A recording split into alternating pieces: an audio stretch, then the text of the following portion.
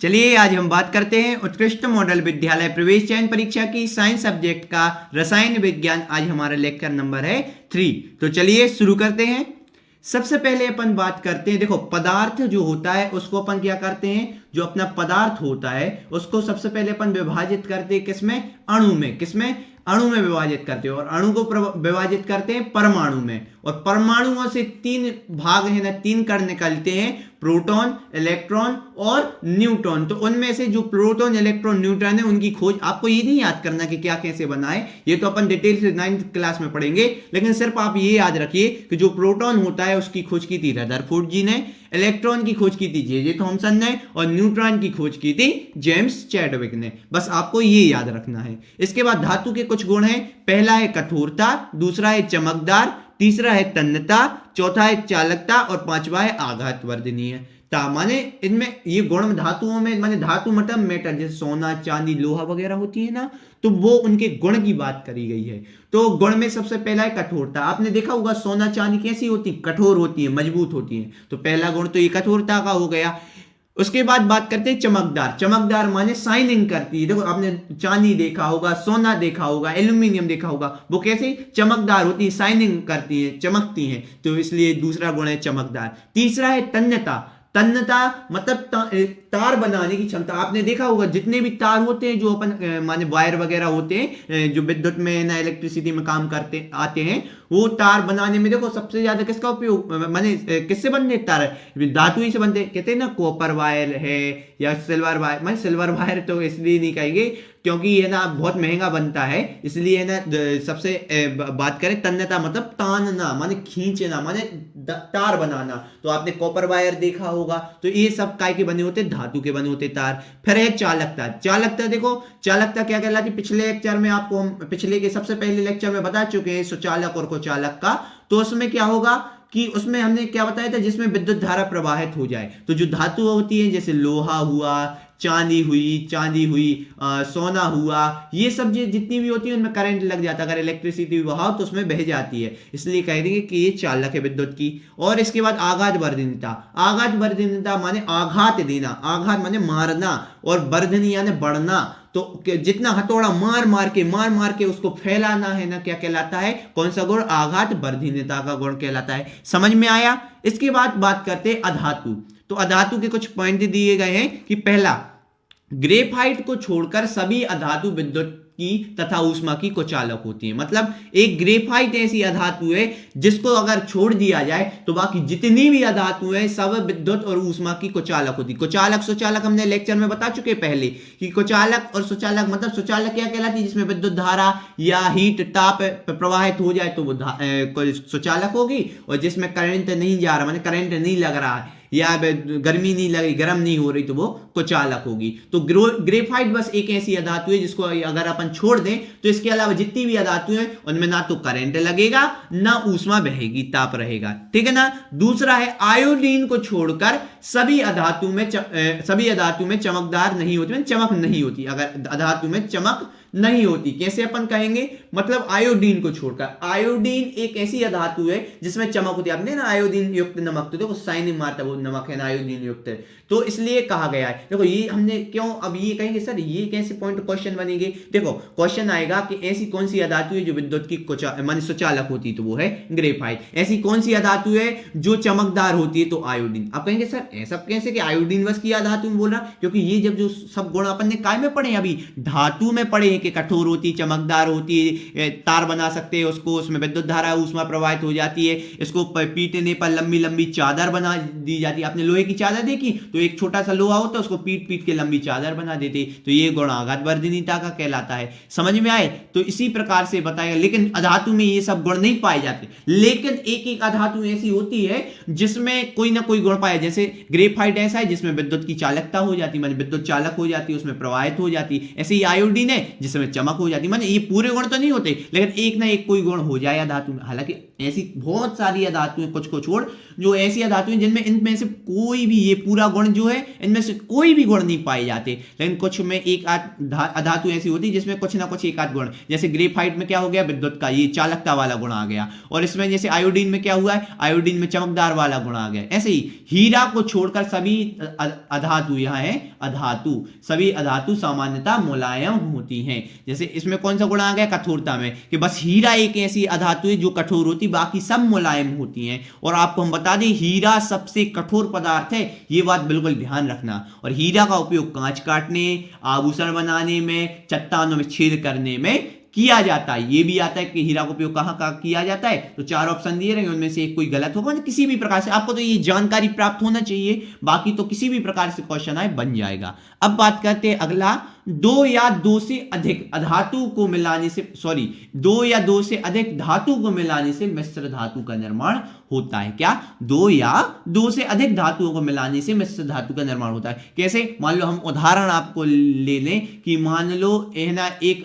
धातु है ए, एक धातु है बी, इन दोनों को आपस में अगर मिलाया जाए तो नई जो धातु ए बी बनेगी वो एक मिश्र धातु कहलाएगी। क्या कहलाएगी, मिश्र धातु कहलाएगी। मानिए जब 2 धातु, ए धातु है एक मान लीजिए और एक बी धातु है, तो दोनों को मिला के मिश्रण बना रहे ना, मिक्सचर बना रहे ना, इसलिए कहेंगे मिश्र धातु। तो मिश्र धातु की परिभाषा क्या है कि 2 या 2 से अधिक धातु को मिलाने पर मिश्र धातु का निर्माण होता है। जैसे उदाहरण के लिए दूसरा उदाहरण मैंने पॉइंट दिया है, तांबा तथा जस्ता। जो तांबा होता है जिसको अपन कॉपर कहते हैं, Cu से दर्शाते हैं, जस्ता यानी जिंक, Zn से दर्शाते, इन दोनों को आपस में मिलाया जाता है तो एक नई चीज का निर्माण होता है, वो पीतल होता है, जो एक मिश्र धातु। आपने देखा होगा जो पीतल के बर्तन होते हैं तो पीतल डायरेक्ट नहीं मिलता है, आपको कॉपर और जिंक को आपस में मिलाकर जब एक नया पदार्थ बनाते हैं तो वो पीतल कहलाता है। समझ रहे हैं, इन दोनों को मिला के नया पीतल बनता है। डायरेक्ट खदानों से पीतल नहीं मिलता है, आपको ये बनाना पड़ता है कॉपर और जिंक मिलाकर।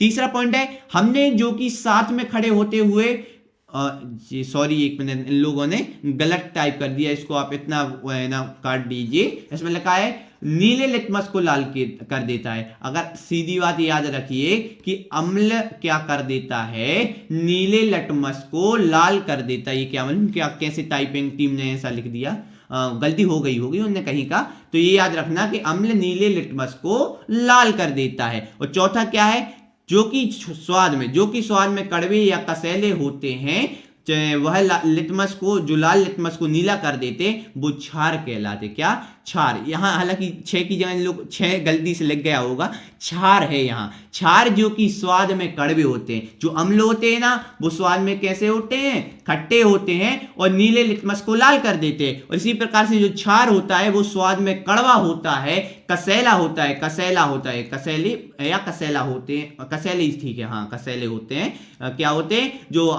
क्षार होते हैं वो देखो जैसे अम्ल खट्टे होते हैं स्वाद में, और नीले लिटमस को लाल कर देते हैं। और जो क्षार होते हैं जो कि स्वाद में कड़वे या कसैले होते हैं, वो क्या कर देते हैं, लाल लिटमस को नीला कर देते हैं। क्लियर आई बात समझ में। इसके बाद अगला है 5वां, कमरे के ताप पर मिट्टी तेल में सोडियम धातु को रखा जाता है। पिछले कई सालों से ये वाला क्वेश्चन बहुत आ रहा है, तो आपको ध्यान रखना है कि मिट्टी तेल में क्या होता है, सोडियम धातु को रखा जाता है। आप कहेंगे सर मिट्टी तेल में क्यों रखा, पानी वगैरह और खुले में क्यों नहीं रखा। यदि सोडियम धातु को आप क्या करें, खुले में रखेंगे ना, तो उसमें से अपने आप आग लगने लगेगी, और अगर पानी में डाल लेंगे तो विस्फोट हो जाएगा। इसलिए इसको समझदारी से अच्छे से रखते हैं, माने सुरक्षित, तो उसको मिट्टी तेल में रखेंगे तो वो कोई रिएक्शन नहीं करेगा। इसलिए सोडियम बहुत सक्रिय क्रियाशील धातु है, इसलिए ये क्वेश्चन आता है कि मिट्टी तेल में कौन सी धातु को रखते हैं, तो आंसर है सोडियम धातु, बिल्कुल ठीक है ना। इसके बाद बात की गई है सोडियम धातु को चाकू से काटा जा सकता है। सोडियम इतना मुलायम होता है कि इसको आसानी से चाकू से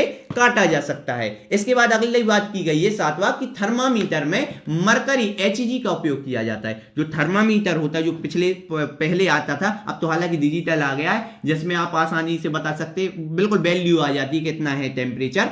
तो अभी पुराने जो थर्मामीटर की बात करें तो उनमें मरकरी Hg धातु मिलाई का उपयोग होता था। और जो मरकरी और मरकरी जिसे पारा भी कहते हैं, ये कमरे के ताप पर द्रव अवस्था में पाई जाती है। ये क्वेश्चन आता है कि ऐसी कौन सी सी धातु है जो कमरे के ताप पे द्रव होती है, माने लिक्विड फॉर्म में, गीली होती है? तो एक ऐसी, आप कहेंगे सर धातु गीली होगी, सब मजबूत होती है, और अपन ने पढ़ा था और माने गुण की कठोर होती, तो फिर गीली कैसे हो गई? तो भैया कुछ ऐसी अपवाद होते हैं, एक्सेप्शन। तो ऐसी मरकरी एक ऐसी पारा ऐसी धातु है जिसको Hg से दर्शाते, वो द्रव लिक्विड में होते हैं। आपको कैसे, चलो हम आपको बताएं, जैसे आपने कभी अभी पुरानी ब्लड प्रेशर मशीन देखी होगी, अभी तो ऐसी जो डिजिटल होती है उसमें तो वैल्यू आ जाती है, लेकिन जो पुरानी होती है जब वो है ना वैक्यूम से ऐसे गोल गोल माने दबाते हैं माने उसके लिए, तो हवा निकलती है, हवा जाती है, तो वहां देखा होगा ब्लड प्रेशर मशीन में पानी, सफेद सफेद पानी ऊपर चढ़ता है, तो वो क्या भरा होता है? पारा भरा होता है। और 9वां पॉइंट क्या है? सबसे भारी धातु मरकरी है और सबसे भारी अधातु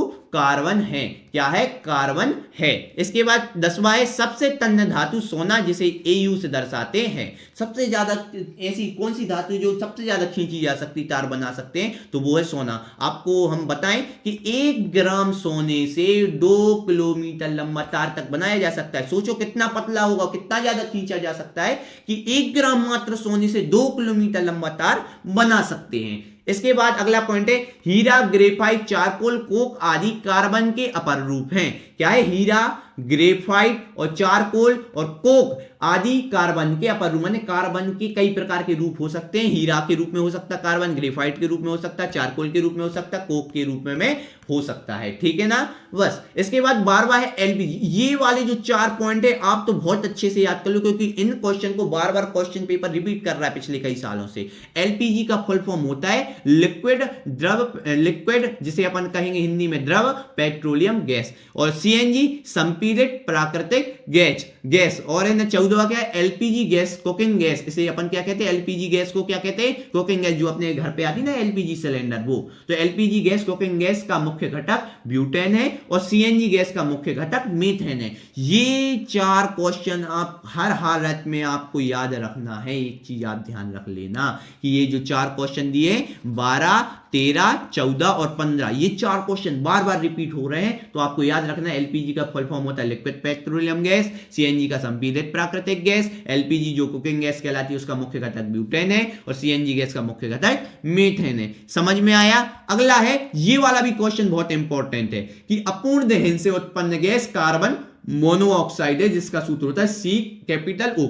ठीक है ना? और 17वां है हीरा, कार्बन का शुद्ध रूप है। तो कार्बन जो हीरा होता है वो कार्बन का शुद्ध रूप होता है, बिल्कुल प्योर होता है। कार्बन जो काला होता है, लेकिन हीरा बिल्कुल चमकदार होता है, प्योर रूप होता है, कार्बन का शुद्ध रूप होता है। और ये हमने जो बोला ना 16वां क्वेश्चन भी याद रखना, क्योंकि कई सालों से आ रहा है, पिछली साल भी आया, तो ऐसे बहुत सारे आ चुका है, इसलिए आपको ध्यान रखना है। 18वां है भारत में सबसे अधिक हीरा उत्पादन पन्ना जिले तथा आंध्र प्रदेश में पाया जाता है। लेकिन है ना अभी अभी नई खदानें हीरे की आई है, वो छतरपुर में बक्सवाहा में,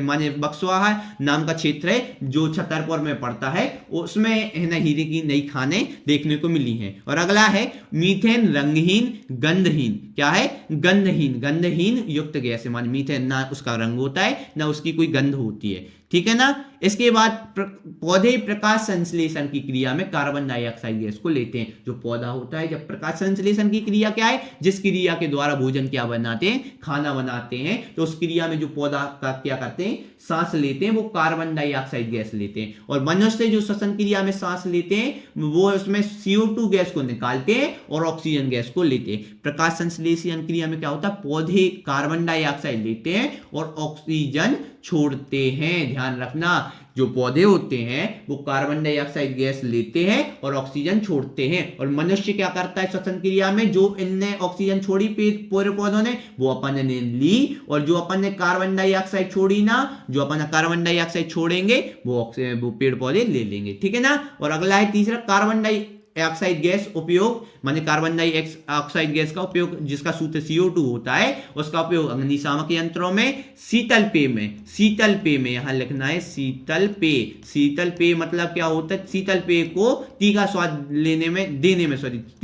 देने में किया जाता है। तीखा स्वाद मतलब आपने कोल्ड ड्रिंक पी होगी ना, तो जितनी भी कोल्ड ड्रिंक होती है जिसमें अपन पीते हैं तो झंझनाहट महसूस होती है, तीखा स्वाद लगता है, वो है ना कार्बन डाइऑक्साइड गैस के कारण। जो बुलबुले होते हैं ना, वो कार्बन डाइऑक्साइड गैस के ही होते हैं। समझ में आया? अब है भौतिक परिवर्तन और रासायनिक परिवर्तन। सिंपल आज याद रखो, जिनमें वस्तु को पुनः प्राप्त किया जा सके। जैसे बर्फ है, बर्फ को अपन ने पिघलाया तो पानी बन गया, और पानी को फिर जमाया तो क्या बन गया? बर्फ बन गया। ऐसे ही मक्खन माने घी, बटर, तो इसको पिघलाया तो है ना घी लिक्विड फॉर्म में आ गया, और दोबारा इसको जमाया तो घी मक्खन जम गया। तो ये भौतिक परिवर्तन क्या कहलाता है? जिसमें एक बार परिवर्तन हो जाए और दोबारा उसी चीज में वापस अपन ले आए, प्राप्त कर ले। जैसे बर्फ है, उसको पिघलाया तो पानी बन गया, और पानी को फिर जमाया तो बर्फ बन गया। इसी प्रकार से मक्खन घी को पिघलाया तो वो पिघल गया, और फिर जमाया तो फिर जम गया। तो ये कौन सा परिवर्तन है? भौतिक परिवर्तन। लेकिन रासायनिक परिवर्तन की बात करें कि वह परिवर्तन जिसमें नए पदार्थ का निर्माण होता है। जैसे मान लो एक बार दूध फट गया ना, तो उसको सेल के दोबारा दूध नहीं बना सकते, तो दूध से क्या कन्वर्ट हो जाएगा? दही। अब क्या दही से दोबारा दूध बना सकते? बिल्कुल नहीं। तो ये रासायनिक है। तो मतलब एक क्रिया जाने के बाद दोबारा वापस आ जाए, जाने के बाद दोबारा वापस आ जाए तो भौतिक परिवर्तन है, और नहीं आए तो रासायनिक परिवर्तन है। समझ में आया? बहुत ही आसान था। इसके उदाहरण है पौधों में वृद्धि, लोहे में जंग लग, लोहे में एक बार जंग लग गई तो फिर वो लोहा खराब हो जाता, नया नहीं हो सकता। वो मोमबत्ती जल गई तो फिर मोमबत्ती नहीं बचेगी, भोजन पच गया तो फिर वो भोजन नहीं बचेगा। ठीक है ना? तो इस प्रकार से भौतिक परिवर्तन हो गए, और क्या हो गए? रासायनिक परिवर्तन हो गए। बिल्कुल। तो इसी प्रकार से अपन ने लेक्चर नंबर 3 भी कर लिया, जिसमें केमिस्ट्री के बहुत सारे टॉपिक को अपन ने कवर कर लिया है। अगले लेक्चर में और आगे बढ़ेंगे। तो चलिए मिलते हैं अगले लेक्चर में, तब तक के लिए थैंक यू, धन्यवाद।